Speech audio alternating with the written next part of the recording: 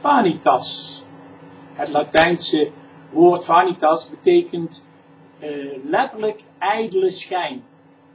Omnia vanitas. Alles is ijdelheid. Vanitas is een geschilderde voorstelling die de vergankelijkheid, nietigheid en ijdelheid van de aardse leven verbeeldt. De vanitas-symboliek komt veel voor in de Nederlandse 17e eeuwse kunst, maar ook later. Vooral in de 19e eeuw was de vanitas-schildering vaak gelijkgesteld met een geschilderde schedel, een gekozen onderwerp.